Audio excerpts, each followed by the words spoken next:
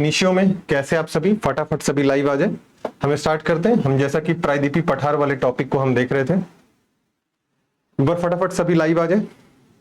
हमने जितने भी पठारी क्षेत्र थे उन सारे पठारी क्षेत्रों को, एक्चुअली मध्य भारत में जो पठारी क्षेत्र थे उनको हमने देख लिया। जैसे अरावली हमने देख लिया था, फिर उन मेवाड़ पठार देखा, मालवा पठार देखा, हमने विंध्यन श्रेणी के बारे में कुछ बहुत थोड़ा बहुत चीजें देखा। आगे हम इसी घटनाक्रम को आगे बढ़ाएंगे और बहुत सारे घटनाक्रम को देखेंगे। फटाफट एक बार सभी लाइव आ जाए, तेजी से जुड़ जाए, फिर स्टार्ट करते हैं हम क्लासेस। और क्या मेरी वॉइस आप लोगों तक क्लियरली पहुंच रही है कि नहीं, एक बार आप रिस्पॉन्ड कर दें। क्या आप मुझे सुन पा रहे हैं और देख पा रहे हैं कि नहीं। और कल का टॉपिक आपको समझ में आया कि नहीं, क्या कमी रह गई ये बताइएगा। तो हमने जो केंद्रीय उच्च भूमि अर्थात जो मध्य भारत में आपको देखने को मिलते हैं जो भी पठार, हमने उन्हें देखा। जैसे मालवा पठार देखा, मेवाड़ पठार देखा, बुंदेलखंड और बघेलखंड का पठार देखा, साथ ही हमने अरावली श्रेणी को देखा। अब हमारा नेक्स्ट टॉपिक होगा विंध्यन श्रेणी की बात हम करेंगे। ठीक है, विंध्यन श्रेणी की बात हम करेंगे।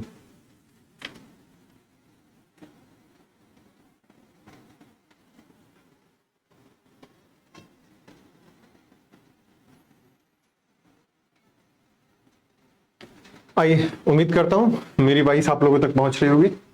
आइए, हमारा टॉपिक है विंध्यन श्रेणी। कौन श्रेणी? विंध्यन श्रेणी। तो आइए विंध्यन श्रेणी के बारे में करके बात करते हैं। विंध्यन श्रेणी की अवस्थिति कहाँ है, ठीक है, इसका विस्तार क्या है। तो इसके विस्तार की अगर बात करते हैं तो इसका विस्तार मध्य प्रदेश, उत्तर प्रदेश, बिहार तथा छत्तीसगढ़ जैसे इलाकों में, आप क्षेत्रों में, राज्यों में देखने को मिलता है। तो विस्तार कहाँ कहाँ है इसका, विस्तार ध्यान से देखें इसका। तो विस्तार मध्य प्रदेश में देखने को मिलता है, यूपी में देखने को मिलता है, एमपी, यूपी, देखेंगे बिहार व छत्तीसगढ़ राज्यों में, छत्तीसगढ़ राज्यों में आपको इसका विस्तार देखने को मिलेगा। छत्तीसगढ़ राज्यों में विस्तार देखने को मिलेगा, पहला पॉइंट। सेकंड पॉइंट देखते हैं तो इसको अलग अलग क्षेत्रों में हम अलग अलग नाम से जानते हैं। ठीक है, अलग अलग क्षेत्रों में अलग अलग नाम से जानते हैं। पर यह जो विंध्यन श्रेणी है, सबसे महत्वपूर्ण यह है कि विंध्यन श्रेणी का अगर लोकेशन, अवस्थिति के बारे में आपसे पूछा जाए तो जो मालवा पठार था, मालवा पठार के दक्षिण में आपको यह देखने को मिलती है। तो अगर इसके अवस्थिति के बारे में बात किया जाए, इसकी अवस्थिति कहाँ है, इसकी अवस्थिति जो है मालवा पठार के, मालवा पठार के दक्षिण में, मालवा पठार के दक्षिण में अवस्थित है यह। ठीक है, मालवा पठार है, मालवा पठार के दक्षिण में अवस्थित है। फटाफट सभी लाइव आ जाए। ठीक है, अगर इसकी विस्तार की बात करते हैं तो इसका विस्तार पश्चिम में अरावली से शुरू होकर के आप देखेंगे कैमूर और छोटा नागपुर पठार तक यह जाता है। कहां तक जाता है? अगर इसके विस्तार की, ऐसे तो राज्य वाइज कहां कहां था, यूपी, एमपी, बिहार, छत्तीसगढ़ में था। अगर ऐसे बात करते हैं हम, इसका विस्तार, इसका विस्तार अरावली के पूर्व से लेकर, अरावली के पूर्व से लेकर कैमूर पहाड़ी व छोटा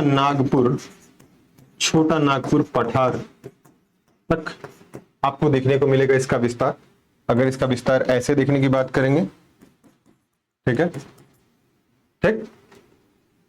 और इसको अलग अलग राज्यों में इसको अलग अलग नाम से जानते हैं। गुजरात में इसी को जोगबेट हिल कहते हैं और बिहार में इसी को हम कैमूर हिल कहते हैं। तो जो कैमूर पहाड़ी है, ये कैमूर पहाड़ी कुछ और नहीं है, यह विंध्यन श्रेणी का ही पूर्वी विस्तार है।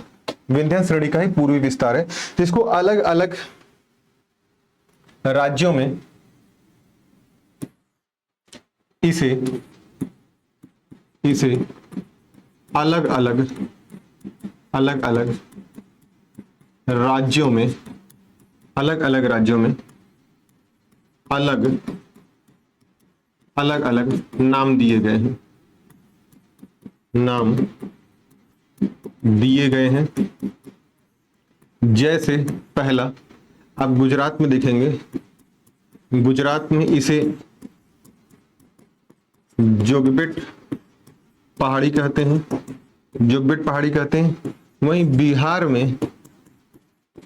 बिहार में इसे कैमूर श्रेणी के नाम से जानते हैं। अब एक सबसे महत्वपूर्ण बात है कि जो विंध्यन श्रेणी है यह सतत रूप में नहीं पाई जाती। विंध्यन श्रेणी जो सतत रूप में नहीं पाई जाती, इसमें भी काफी टूट फूट और अपर्दन हुआ, निक्षेपण हुआ है, जिसके कारण यह अलग अलग टूट फूट के रूप में यह आपको देखने को मिलती है। ठीक है, और इसी पहाड़ी के जो आपकी विंध्यन श्रेणी के जस्ट दक्षिण में आपको नर्मदा नदी देखने को मिलेगी। तो नेक्स्ट यहां लिख लीजिए,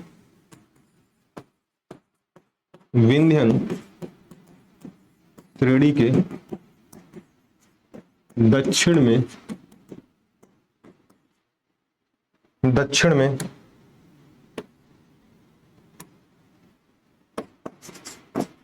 नर्मदा नदी बहती है। कौन सी नदी बहती है आप देखेंगे तो जो विंध्यन श्रेणी इसके दक्षिण में एक नदी बहती है जिसका नाम है नर्मदा नदी। ठीक है, नर्मदा नदी। और ध्यान से बात करेंगे तो यह जो है यह एक ऐसा पहाड़ी क्षेत्र है, श्रेणी है, जो उत्तर भारत और प्रायद्वीपीय भारत के मध्य मुख्य जल विभाजक का भी कार्य करता है। यह उत्तर भारत व प्रायद्वीपीय भारत के मध्य जल विभाजक का भी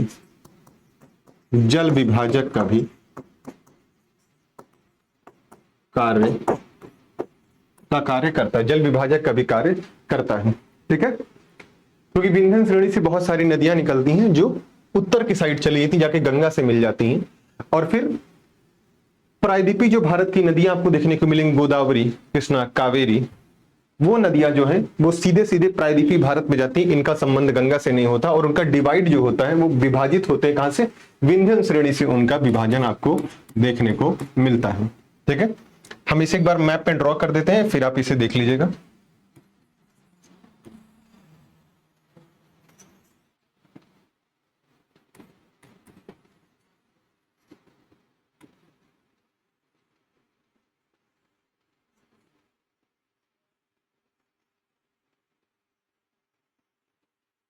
ठीक है,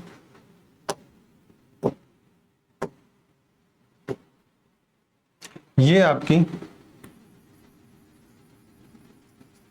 अरावली श्रेणी है, ये आपकी अरावली है। ठीक है, अरावली के बाद जस्ट आपको यहाँ पे मेवाड़ का पठार देखने को मिलेगा। ये मेवाड़ है आपका। मेवाड़ के बाद आपको जस्ट यहाँ पे मालवा का पठार देखने को मिलेगा, और मालवा पठार का ही विस्तार आपको देखने को मिलेगा बघेलखंड और बुंदेलखंड के रूप में देखने को मिलेगा। ये आपका है बघेलखंड और ये आपका है बुंदेलखंड। ठीक है, यहीं पे आपको सतपुड़ा पहाड़ी आपको देखने को मिलेगी। कौन सी पहाड़ी? सतपुड़ा पहाड़ी आपको देखने को मिलेगी यहीं पे। ये सतपुड़ा पहाड़ी आपको देखने को मिलेगी, ऐसे टूट फूट के रूप में यह देखने को मिलेगी आपको। ठीक है, कुछ विस्तार आपको इसका गुजरात में दिखेगा ऐसे। तो जो गुजरात में विस्तार दिखेगा, गुजरात में इसे हम क्या बोलेंगे?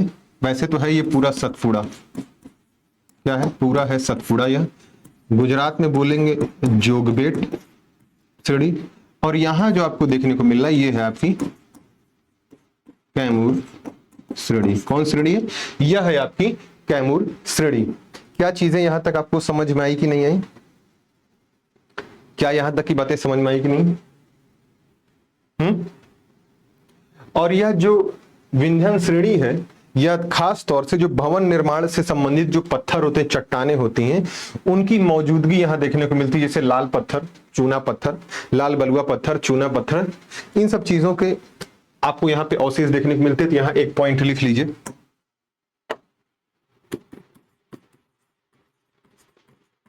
विंध्यन श्रेणी के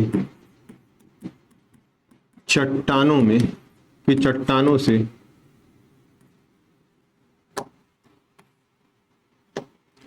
कि चट्टानों से हमें भवन निर्माण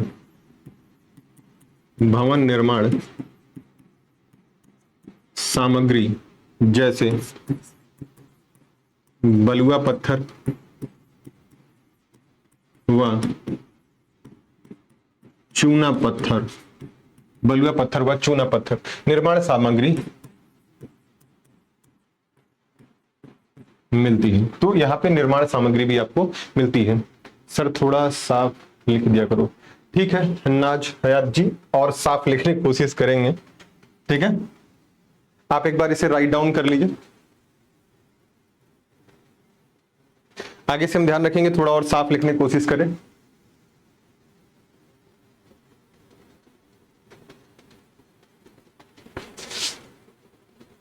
जब आप इसे लिख लीजिएगा तो एक बार बता दीजिएगा कि आपने राइट डाउन कर लिया कि नहीं।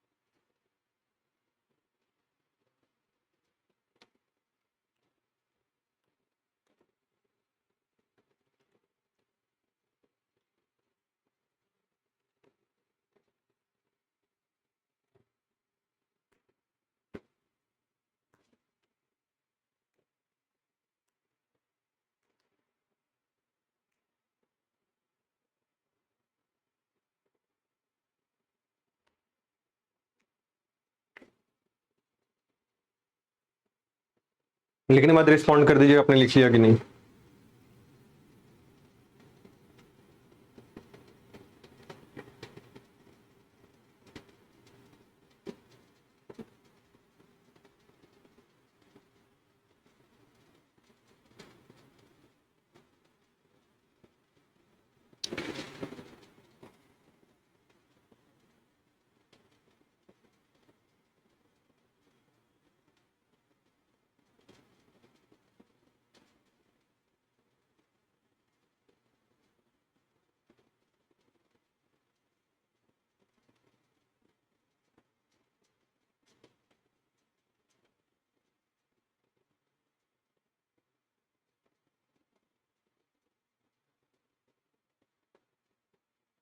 चलिए उम्मीद करता हूं आपने लिख लिया होगा।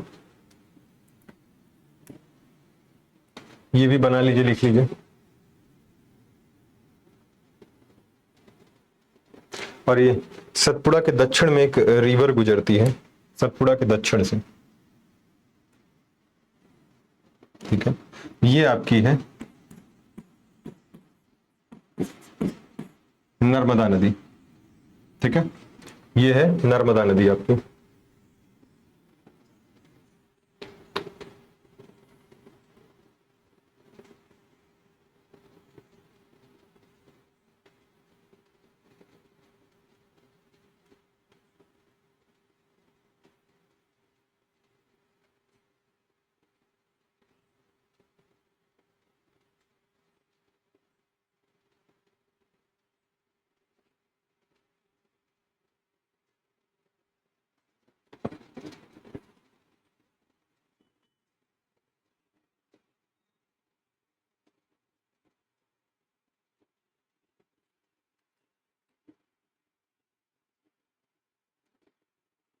चलिए उम्मीद करता आपने लिख लिया होगा। अब हम बात करते हैं सतपुड़ा श्रेणी की।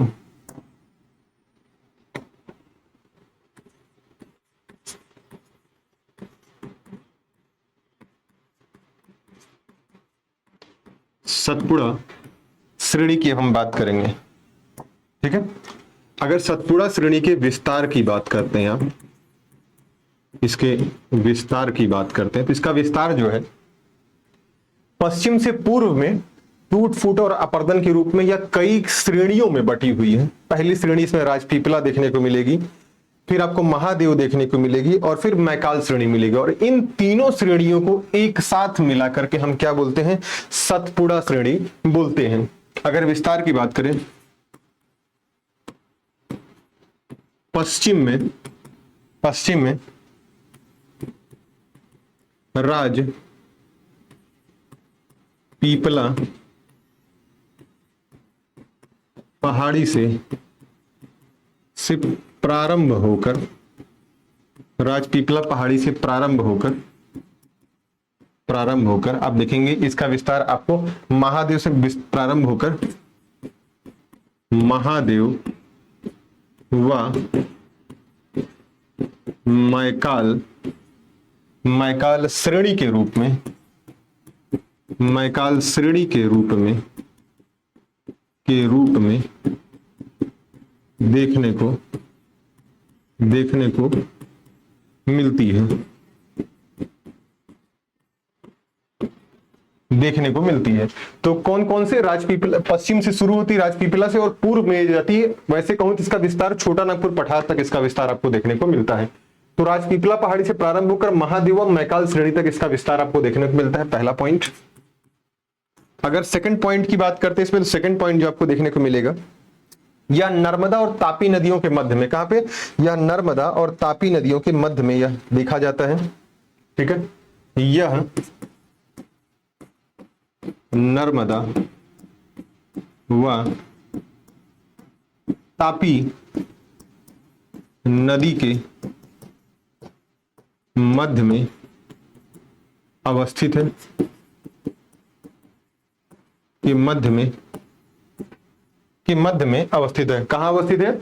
नर्मदा व तापी नदी के मध्य में यह श्रेणी आपको अवस्थित देखने को मिलेगी। ठीक है, इसके बाद अगर बात करते हैं आप, तो इसकी जो श्रेणी सर्वोच्च चोटी कौन सी थी? सर्वोच्च श्रेणी जो है धूपगढ़ है। कौन सी? सर्वोच्च श्रेणी धूपगढ़ है, जो कि महादेव श्रेणी पर स्थित है। इसकी सर्वोच्च चोटी कौन सी है? धूपगढ़ इसकी सर्वोच्च चोटी है, जिसकी ऊंचाई 1350 मीटर। कितनी ऊंचाई? 1350 मीटर इसकी ऊंचाई देखने को मिलती है। तो धूपगढ़ है जो कि महादेव पर्वत श्रेणी में स्थित है, महादेव पर्वत श्रेणी में स्थित है। तो इसकी जो सर्वोच्च चोटी कौन सी? धूपगढ़ है, जो कि कहां स्थित है? महादेव पर्वत श्रेणी में यह आपको अवस्थित देखने को मिलेगी। अमरकंटक की अगर बात करेंगे, तो अमरकंटक की सर्वोच्च चोटी आपको यहीं पे, इसी का एक भाग आपको अमरकंटक देखने को मिलेगा। तो अमरकंटक की सर्वोच्च चोटी कौन सी है?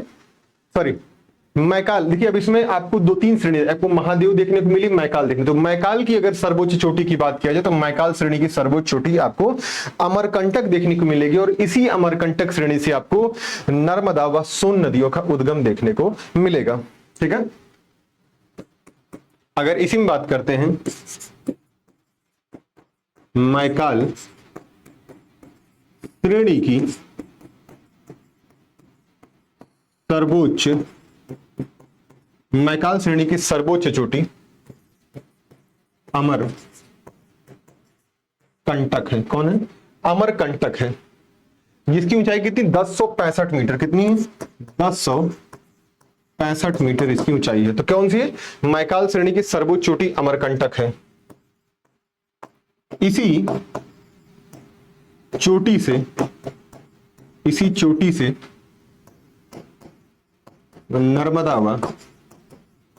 नर्मदा व सोन नदी का उद्गम होता है। नर्मदा व सोन नदी का उद्गम होता है। सोन नदी का उद्गम होता है। सोन नदी का उद्गम होता है, नर्मदा व सोन नदी का उद्गम होता है। और कहा जाए कि ये जो सतपुड़ा श्रेणी है, नर्मदा व तापी नदियों के मध्य जल विभाजन का भी कार्य करती है, क्योंकि इन दोनों के मध्य में अवस्थित, तो जाहिर सी बात है इन दोनों के मध्य जल विभाजन का भी कार्य यह करती है। और सबसे महत्वपूर्ण सी बात कि जो सतपुड़ा श्रेणी है यह एक ब्लैक माउंटेन, कैसा माउंटेन है, ब्लॉक माउंटेन का एक उदाहरण है, ब्लॉक माउंटेन का एक उदाहरण है। ठीक है, आइए नेक्स्ट पेज।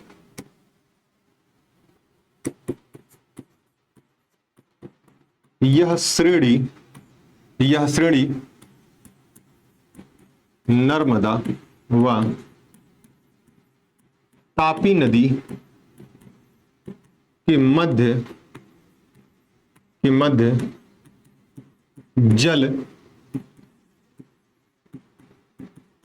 जल विभाजन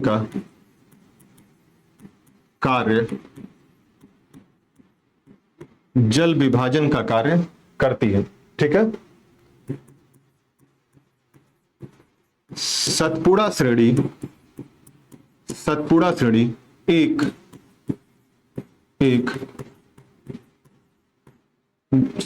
ब्लॉक माउंटेन है, एक ब्लॉक माउंटेन है, एक ब्लॉक माउंटेन है।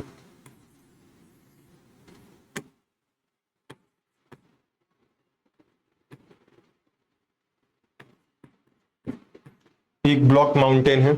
ठीक है, तो कैसा पर्वत है यह, एक ब्लॉक माउंटेन का उदाहरण है। ठीक है, अब अगर इसकी आकृति की बात करते कहां पर यह अवस्थित है,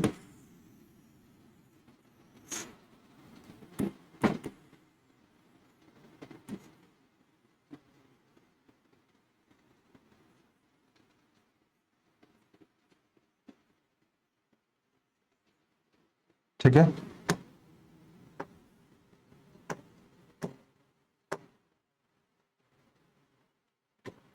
ये आपकी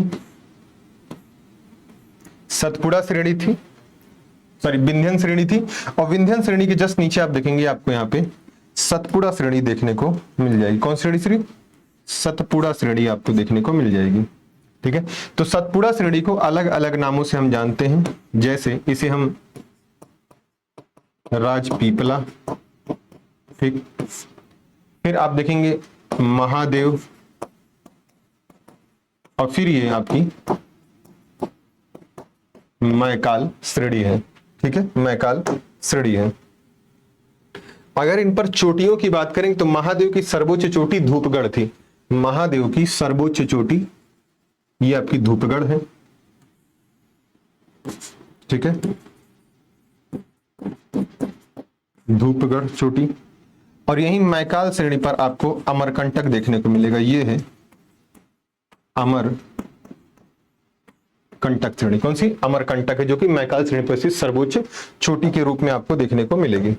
यहां से इसी अमरकंटक से एक नदी निकलेगी, ऐसे एक नर्मदा है, और यहीं से आपको एक नदी और देखने को मिलेगी जिसका नाम है तापी नदी। ठीक है, तो ये आपकी है नर्मदा, और ये आपकी है तापी नदी। ठीक है, नर्मदा व तापी नदी। ये आपकी विंध्य श्रेणी है। ठीक है, विंध्य, और ये जो नीचे आपको देखने को मिल रही है वह है आपकी सतपुड़ा श्रेणी। तो राजपीपला, महादेव और मैकाल को ही सम्मिलित रूप से हम किस नाम से जानते हैं, सतपुड़ा श्रेणी के नाम से हम जानते हैं। ठीक है, सतपुड़ा श्रेणी के रूप में हम इसे जानते हैं। ठीक, चाहे ऐसे लिख लीजिए, चाहे आपने वहां लिखा है इसको ऐसे सर्कल में एक साथ कर लीजिए, इस सर्कल में करके एक साथ लिख लीजिए कि यह है सतपुड़ा श्रेणी आपकी, यह है सतपुड़ा श्रेणी। ठीक है, आप इसे पहले राइट डाउन कर लीजिए। उम्मीद करता हूं कि इस बार मैंने थोड़ा साफ लिखने की कोशिश किया है। नाज हयात जी, इस बार मैंने उम्मीद करता हूं कि मैंने साफ लिखने की कोशिश की है, और अगर शब्द आपको समझ में आ रहे हैं तो ठीक है, वरना मैं और सुधार करने की कोशिश करूंगा इसके बाद।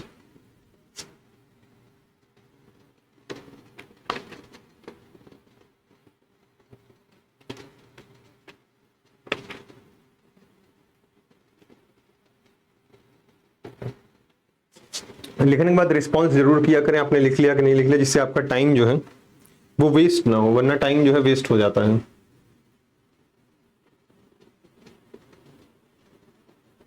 क्योंकि मुझे पता नहीं चल पाता आपने लिखा कि नहीं लिखा।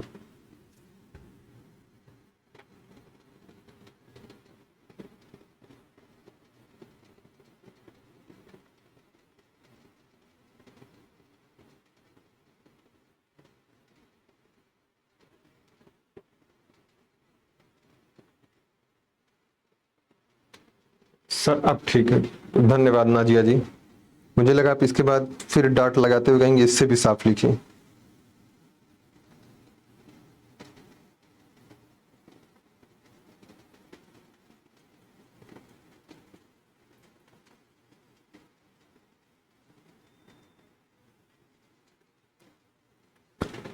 चलिए जब लिख लीजिए एक बार रिस्पॉन्स कर दीजिए आपने लिख लिया कि नहीं।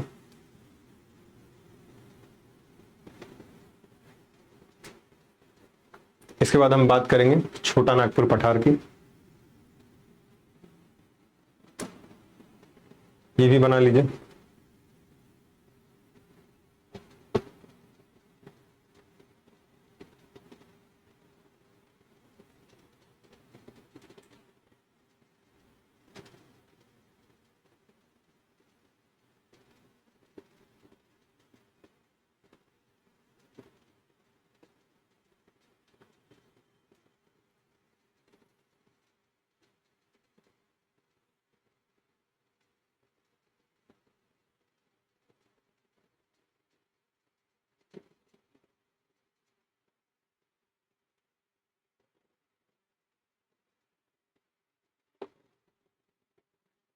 चलिए उम्मीद करता आपने लिख लिया होगा।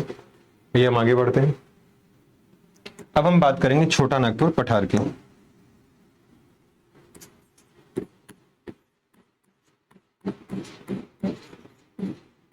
छोटा नागपुर पठार की हम बात करेंगे, छोटा नागपुर प्लेटू की बात करेंगे। अगर छोटा नागपुर पठार की विस्तार की बात करते हैं तो इसका जो आपको विस्तार देखने को मिलेगा, इसका विस्तार कहां देखने को मिलेगा, इसका विस्तार आपको झारखंड में मुख्यतः देखने को मिलेगा, झारखंड में मुख्यतः। बाकी तो आसपास के एरिया में भी आपको देखने को मिलेगा।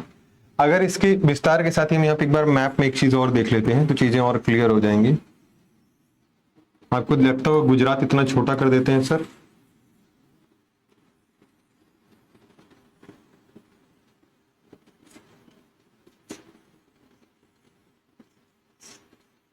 आइए,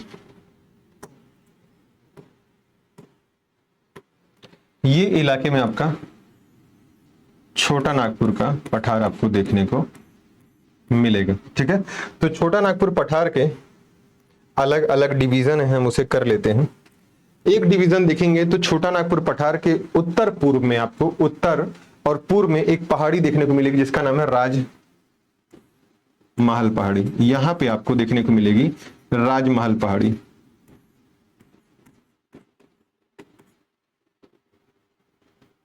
राजमहल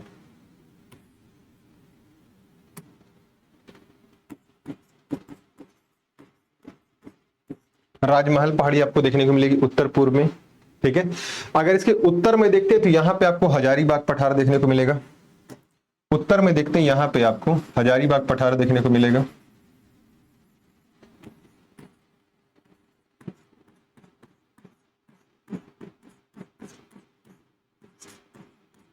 हजारीबाग पठार देखने को मिलेगा। वहीं अगर इसके हम दक्षिण में देखते हैं तो दक्षिण में एक पठार देखने को मिलेगा जिसका नाम है रांची का पठार। ये कौन सा पठार है भाई? ये आपका रांची का पठार। तो कहा जाए रांची पठार, राजमहल पहाड़ी व हजारीबाग पठार, इन तीनों को सम्मिलित रूप से हम क्या बोलते हैं? छोटा नागपुर का पठार हम बोलते हैं इन्हें।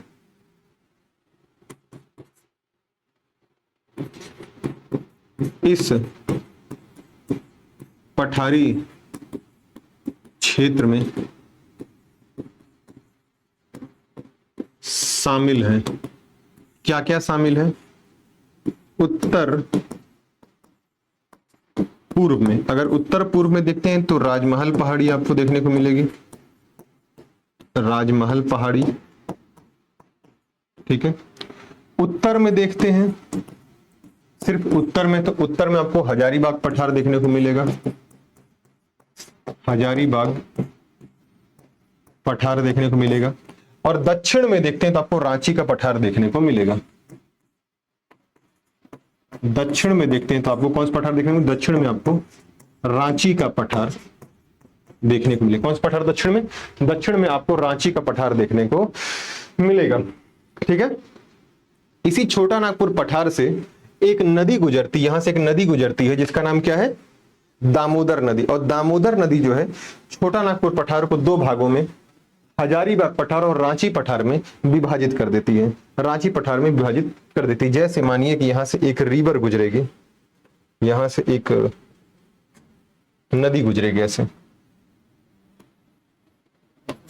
ये आपकी कौन सी नदी है, ये आपकी दामोदर नदी है। ठीक है, ये है आपकी दामोदर नदी। ठीक है, ऐसे जाएगी दामोदर नदी।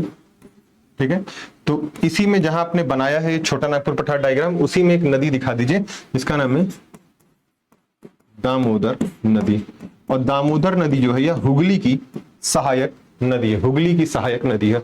और हुगली जो है वह गंगा की एक सहायक नदी है, गंगा की एक सहायक नदी है। तो आप ये बना लीजिए डायग्राम, इतना लिख लीजिए, देन फिर मैं नेक्स्ट पेज पे इसके बारे में लिख देता हूं। रिस्पॉन्स जरूर करें, वरना क्या होगा कि मैं पेज आगे बढ़ाता जाऊंगा, चीजें आपकी छूट जाएंगी अगर आपने नहीं लिखा होगा तो। ठीक है, लाइव क्लास का मतलब यही होता है कि सामने से भी रिस्पॉन्स आता रहे। ठीक है,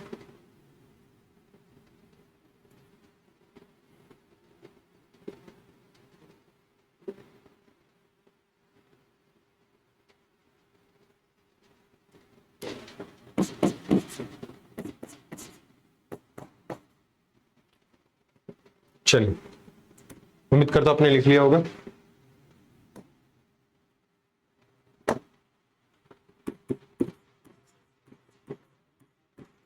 इस पठार को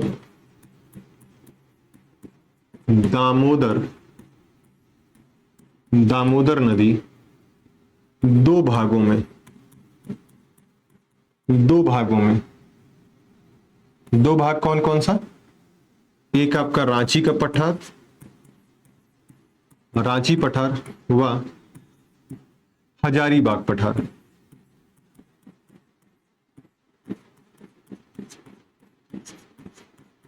कौन सा पठार, हजारीबाग पठार। तो इस पठार को दामोदर नदी दो भागों में विभाजित, दो भागों में विभाजित करती है, दो भागों में विभाजित करती है। कितने भागों में, दो भागों में इसका विभाजन वह करती है। ठीक है, लिख लीजिए। और छोटा नागपुर पठार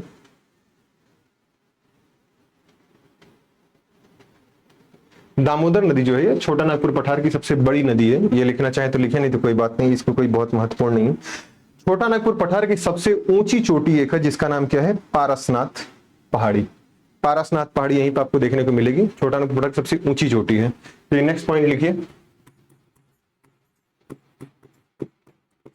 छोटा नागपुर पठार की सबसे ऊंची चोटी पारसनाथ पहाड़ी। कौन सी पहाड़ी, पारसनाथ पहाड़ी है। और ये जो पारसनाथ पहाड़ी है, यह जैन धर्म के लिए बहुत प्रसिद्ध है, जैन धर्म के लोग यहां पे आते हैं पूजा पाठ करने के लिए। तो यह पहाड़ी जैन धर्म के लोगों का तीर्थ स्थल है, लोगों का तीर्थ स्थल है। कैसा स्थल है, जैन धर्म के लोगों का तीर्थ स्थल है। ठीक है,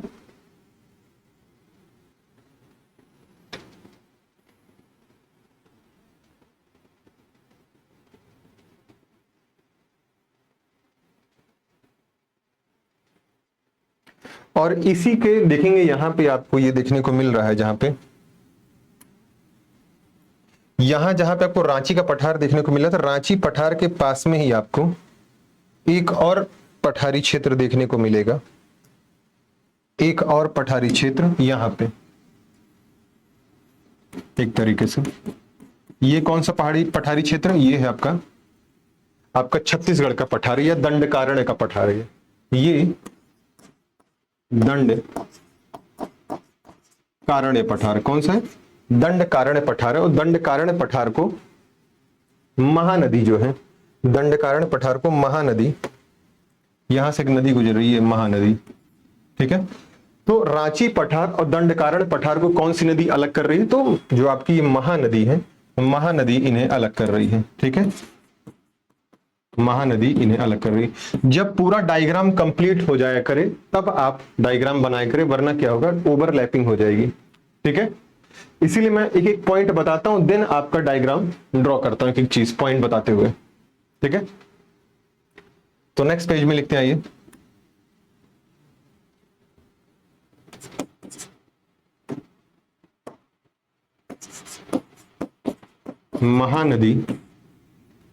महानदी नदी रांची पठार को दंड कारण्य पठार से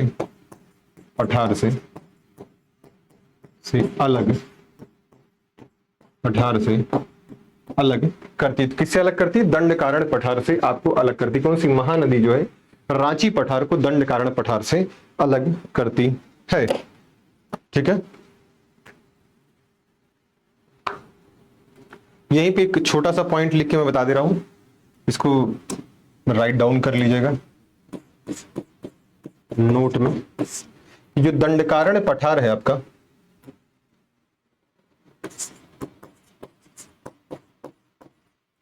दंडकारण्य पठार का विस्तार कहां पर है, तो इसका विस्तार जो है मेनली आपको छत्तीसगढ़ में देखने को मिलेगा, उड़ीसा में देखने को मिलेगा, महाराष्ट्र, आंध्र और तेलंगाना में। तो विस्तार छत्तीसगढ़ में, महाराष्ट्र में, आंध्र प्रदेश में, तेलंगाना में, उड़ीसा में आपको देखने को मिलेगा। कहां कहां देखने को मिलेगा इसका विस्तार, छत्तीसगढ़, महाराष्ट्र, आंध्र, तेलंगाना और उड़ीसा में आपको देखने को मिलेगा ये पठार। तो दंडकारण्य पठार में बस इतना ही इंपॉर्टेंट था कि इसका विस्तार कहां पर है, कहां देखने को मिलता है। तो छत्तीसगढ़, महाराष्ट्र, आंध्र, तेलंगाना और उड़ीसा में आपको देखने को मिलता है, ठीक है। उड़ीसा में आपको देखने को मिलता है। यहां तक चीजें आप एक बार राइट डाउन कर लीजिए, देन हम आगे पढ़ते हैं, ठीक है।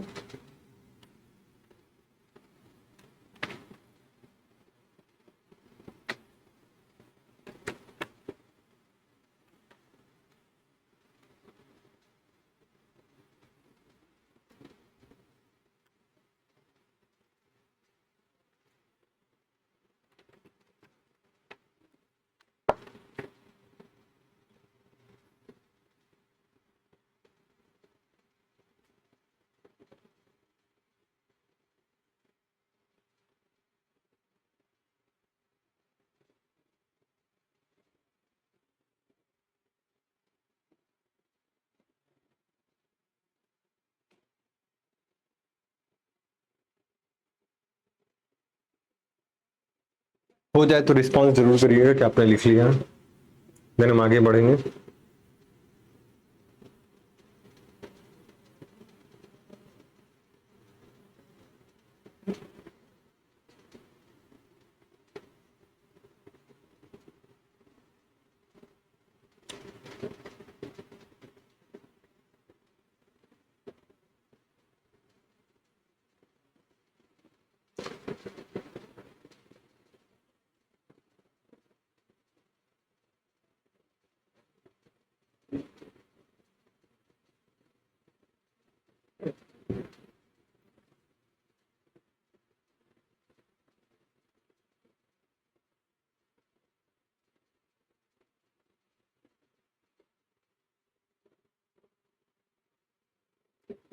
उम्मीद करता हूं आपने लिख लिया होगा। आइए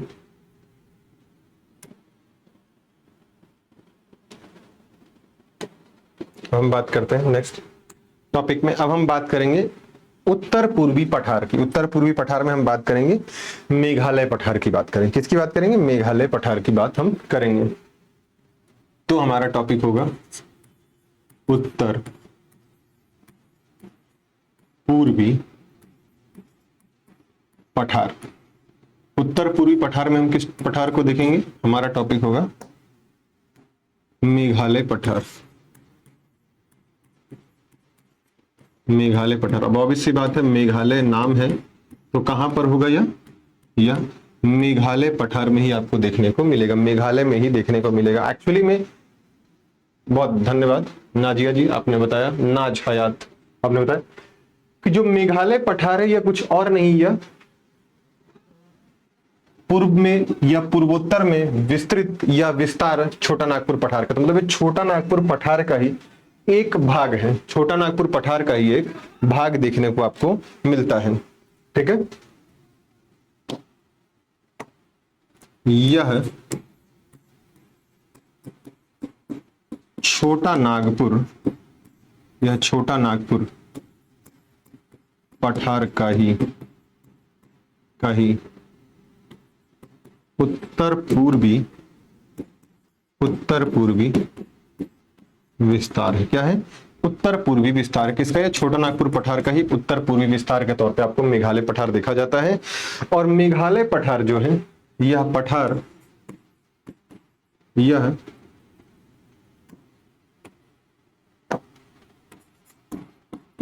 पठार मालदा गैप द्वारा छोटा नागपुर पठार से अलग होता है। मालदा गैप द्वारा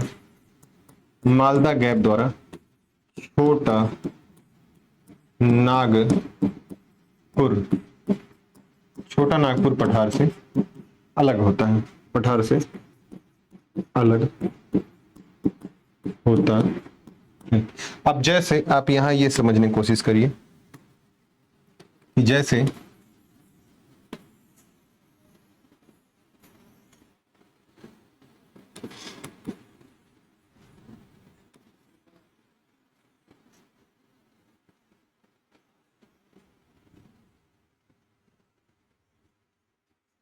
ठीक है, अब आपको यहीं पर आपको एक तरफ छोटा नागपुर पठार देखने को मिलेगा। यहाँ पे ये आपको छोटा नागपुर पठार है और यहीं पर आपको एक पठार देखने को मिलेगा जिसका नाम है मेघालय पठार।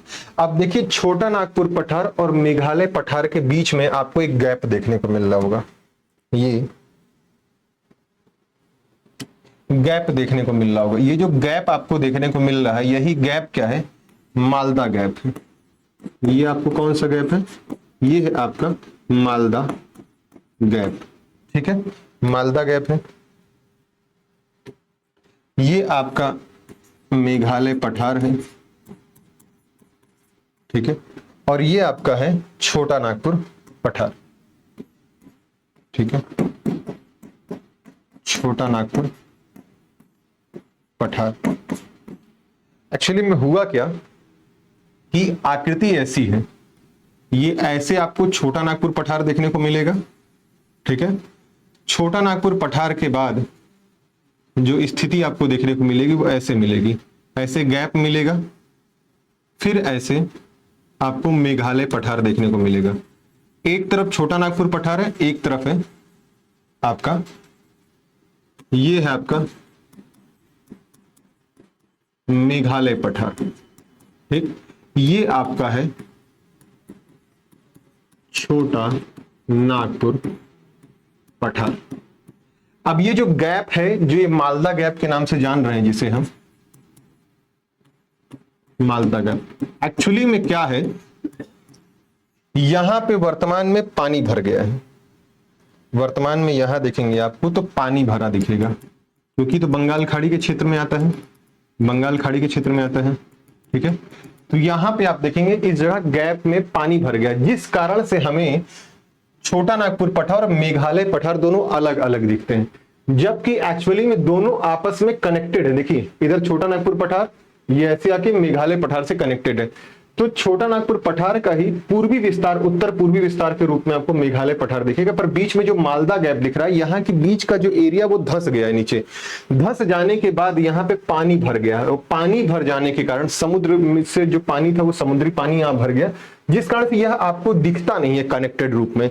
इसलिए कहा जाता है कि छोटा नागपुर पठार और मेघालय पठार जो है मालदा गैप, ये बीच में मालदा गैप बनता है, इन दोनों से एक दूसरे से वो अलग हो रहे हैं। ठीक है, एक्चुअली में दोनों एक दूसरे से इंटर कनेक्टेड है अंदर ही अंदर। देखिए अंदर ही अंदर दोनों दूसरे से इंटर कनेक्टेड है। ठीक है, और यहीं पर देखेंगे आपको दो माउंटेन देखने को मिलेंगे। यहां पे एक माउंटेन देखने को मिलेगा आपको, और एक माउंटेन आपको यहां देखने को मिलेगा। मेघालय पठार पे जो माउंटेन देखने को मिलेगा उसको हम गारो कहेंगे, उसको हम गारो पहाड़ी कहेंगे। और वहीं आपको जो इस पर देखने को मिलेगा उसको हम बोलेंगे राजमहल पहाड़ी। क्या बोलेंगे? राजमहल पहाड़ी। ठीक है, तो नेक्स्ट पॉइंट लिखते हैं हम। हमारा नेक्स्ट पॉइंट होगा कि छोटा नागपुर पठार का राजमहल पर्वत और मेघालय का गारो पर्वत मालदा गैप से एक दूसरे को अलग होते हैं। ठीक है, तो यही सेम पॉइंट है।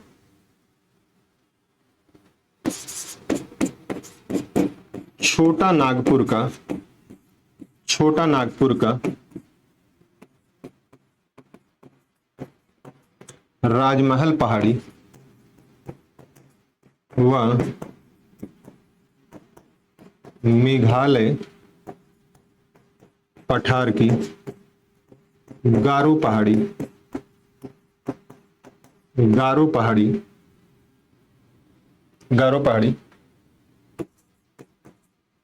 मालदा गैप द्वारा अलग होते हैं। मालदा गैप द्वारा अलग होते हैं। ठीक है, मालदा गैप द्वारा अलग होते हैं। और इसी मेघालय पर ही आपको तीन पहाड़ियों का क्रम देखने को मिलेगा, गारो, खासी और जयंतिया। तो जहां आपको गारो देखने को मिल रहा है, गारो के जस्ट पास में ही आपको यहीं पे एक पहाड़ी जयंतिया देखने को मिलेगी, दूसरी मिलेगी खासी, तीसरी। ये है भाई साहब खासी पहाड़ी आपकी, और ये है आपकी जयंतिया पहाड़ी। कौन सी पहाड़ी?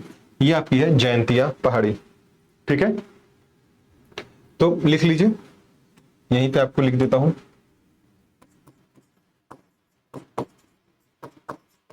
मेघालय पठार पर क्रमशः गारो, खासी व जयंतिया पहाड़ी देखने को मिलती हैं। गारो, खासी व जयंतिया पहाड़ी देखने को मिलती है। ठीक है, यहां पे एक चीज मिस्टेक हो गया, वो कर लीजिएगा सही।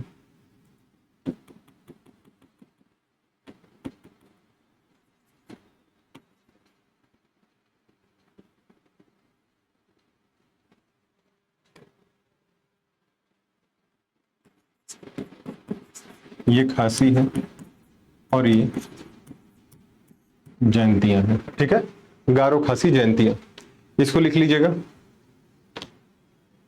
ठीक है, लिखने के बाद फटाक से रिस्पॉन्ड दें कि आपने लिख लिया कि नहीं। ठीक है,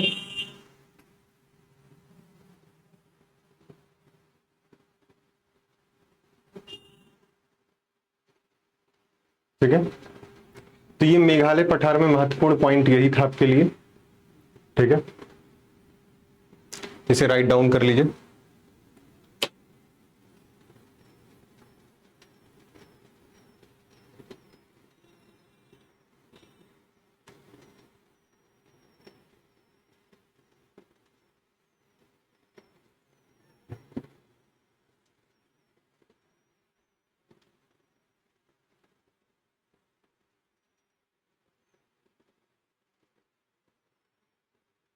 लिख लीजिए, बता दीजिएगा आपने लिख लिया।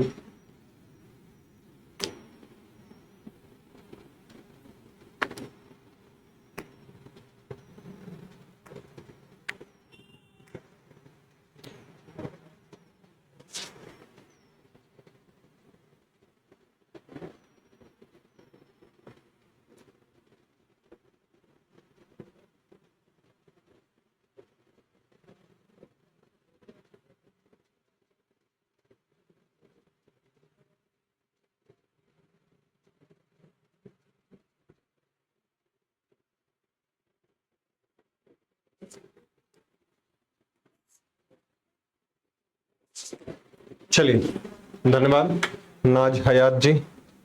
आइए अब हम बात करेंगे दक्कन पठार की। किसकी बात करेंगे? दक्कन पठार की। और दक्कन पठार आपको यहां देखने को मिलेगा, ये है आपका दक्कन पठार। ये क्या है? ये है दक्कन पठार। अब दक्कन पठार जो है इसका विभाजन 3 रूपों में किया गया। एक दक्कन ट्रैप के रूप में, दूसरा इसका विभाजन कर्नाटका पठार में, और तीसरा इसका विभाजन किया गया आंध्रा पठार में। वर्तमान में इसे तेलंगाना पठार में भी एक, इसमें तेलंगाना पठार भी आपको देखने को मिलेगा। तो 3 अलग अलग पठारी क्षेत्र आपको देखने को मिलेंगे। दक्कन ट्रैप देखने को मिलेगा आपको, दक्कन के बाद आपको कर्नाटका देखने को मिलेगा, कर्नाटका के बाद आपको आंध्रा पठार देखने को मिलेगा। तो 3 अलग अलग क्रम आपको यहां देखने को मिलेंगे। ये आपको यहाँ पे आंध्रा पठार देखने को मिल जाएगा, इधर आपको कर्नाटका पठार देखने को मिल जाएगा, और ये आपका जो हो जाएगा, ये हो जाएगा आपका दक्कन ट्रैप।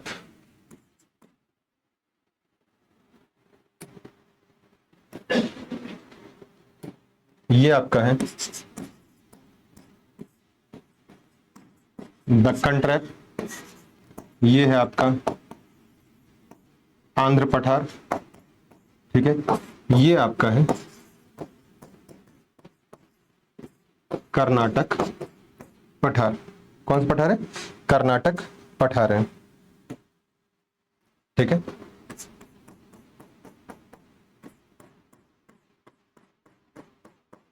तो ये हो गया आपका आंध्रा पठार।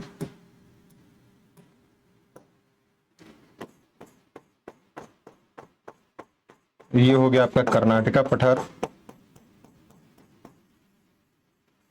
ठीक है। और जो ऊपर का इलाका बचा आपका, वो हो जाएगा आपका दंडकारण्य पठार, ठीक है। ये वाला इलाका आपका हो जाएगा, सॉरी, दक्कन ट्रैप। ये हो जाएगा पूरा आपका दक्कन ट्रैप। तो मोटा मोटा यहां पे एक बार लिख लेते हैं, दक्कन पठार का विभाजन भी हम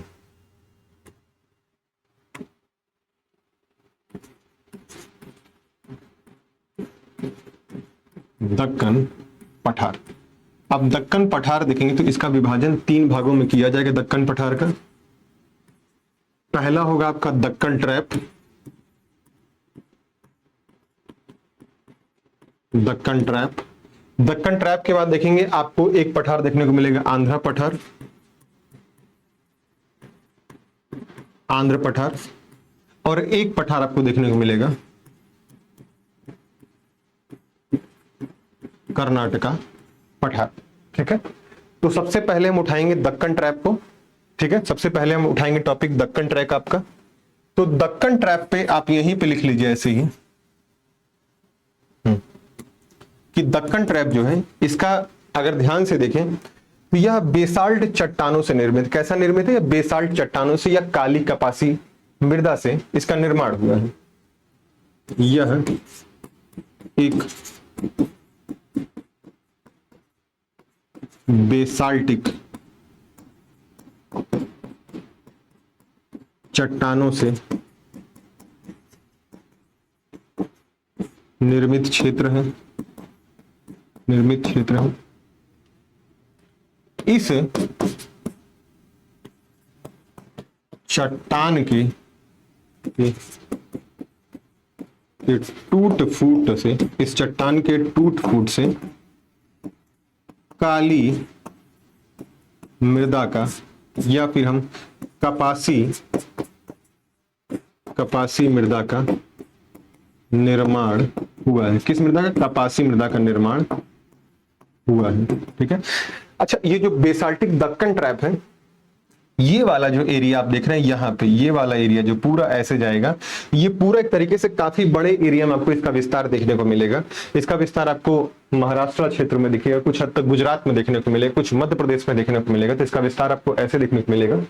साथ ही साथ देखेंगे जो दक्कन ट्रैप है इसका निर्माण कैसे हो रहा है। दक्कन ट्रैप का निर्माण की अगर आपसे बात की जाती है तो जो दक्कन ट्रैप है, यह जो ज्वालामुखी, यहाँ पे जो शांत दरारी प्रकार की जो ज्वालामुखी निकला है, उस ज्वालामुखी जब धीरे धीरे ज्वालामुखी से जो लावा मैग्मा निकला, जब वो ठंडा हुआ धीरे धीरे, उसके ठंडा होने व उसके विस्तार से इस दक्कन ट्रैप का निर्माण आपको देखने को मिलता है। इसीलिए इसमें बेसाल्टिक चट्टानें आपको देखने को मिलती है, बेसाल्टिक चट्टानें आपको देखने को मिलती है। ज्वालामुखी वाले एरिया में और खुल के आएगा कि बेसाल्टिक चट्टानें किसे कहते हैं। ठीक है, यहां पर भी बस इतना समझ लीजिए कि बेसाल्टिक चट्टान का क्षेत्र है दक्कन ट्रैप। और जब बेसाल्टिक चट्टानें टूटती फूटती हैं, उसके टूट फूट से जिस मृदा का निर्माण होता है उस मृदा को हम क्या बोलते हैं, काली मृदा या फिर कपासी मृदा। कपासी मृदा इसलिए कह रहे हैं इसको क्योंकि इस मृदा में वो सारे गुण पाए जाते हैं जिससे हम कपास की खेती यहां पे करना हमारे लिए आसान होता है। ठीक है, पहला पॉइंट।